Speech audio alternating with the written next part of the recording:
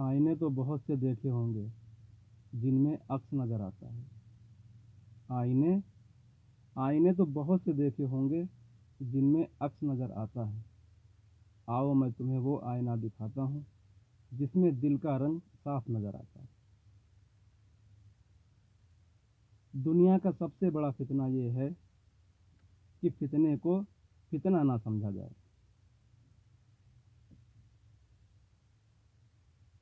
جیسا کہ میں نے بتایا تھا کہ میں فرقہ پرستی کے فتنے کے بالکل خلاف ہوں۔ یہ ایک ایسا فتنہ ہے جس کو آج فتنہ نہیں سمجھا جا رہا ہے۔ آپ علیہ الصلوۃ والسلام نے فرمایا کہ جو دجال کے فتنے میں پھنس جائے گا،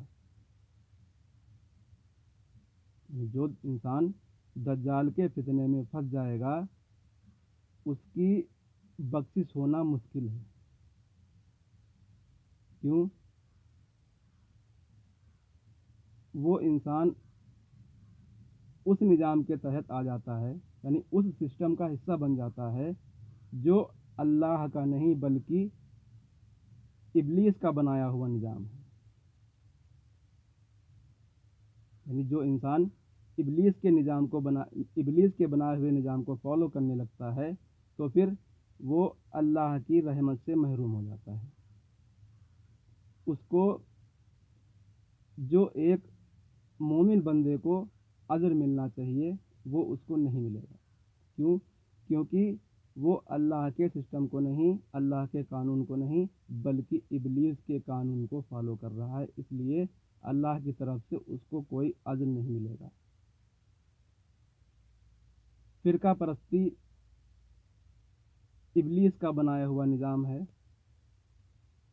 کہ اگر کوئی قوم متحد ہے اس کو ٹکڑوں میں بانٹ دو، اس کو فرقوں میں بانٹ دو اور اس کو آسانی سے گمراہ کر دو۔ تو جو لوگ اس سسٹم کا حصہ بن چکے ہیں ان کی مغفرت مشکل سمجھ لو جب تک وہ اس سے باہر نہ نکل کر آ جائیں۔ اور آج میں نہیں سمجھتا کہ کوئی بھی انسان اس فرقہ پرستی کی لعنت سے محفوظ ہے۔ لہٰذا جب تک ہم اس فرقہ پرستی کی لعنت کو ختم نہیں کر دیتے ہیں یا اس کو پوری طریقہ سے سمجھ نہیں پاتے ہیں تب تک ہم اپنے آپ کو محفوظ نہیں سمجھتے، ہم اپنے آپ کو جنت کا دعوے دار نہیں سمجھ سکتے ہیں۔ ایک مومن کا مطلب ہے کہ وہ جنت کا حقدار ہے کہ اللہ تعالیٰ اس کو مرنے کے بعد جنت میں داخل کرے گا، لیکن صرف اس کو جو اس کے نظام کو فالو کرے گا، جو اس کے بتائے ہوئے طریقے پر چلے گا، جو اس نے دنیا میں پیغمبر بھیجے ہیں ان کے بتائے ہوئے راستے پر چلے گا اس کو جنت ملے گی، اور جو ابلیس کے بتائے ہوئے راستے پر چلے گا اس کو جنت نہیں ملے گی بلکہ اس کو جہنم کے اندر جھونک دیا جائے گا۔ لہٰذا اس فرقہ پرستی کی لعنت کو ختم کرنے کے لیے سب سے پہلے ہمیں دجالی فتنے کو سمجھنا پڑے گا کہ آخر یہ دجالی فتنہ ہے کیا۔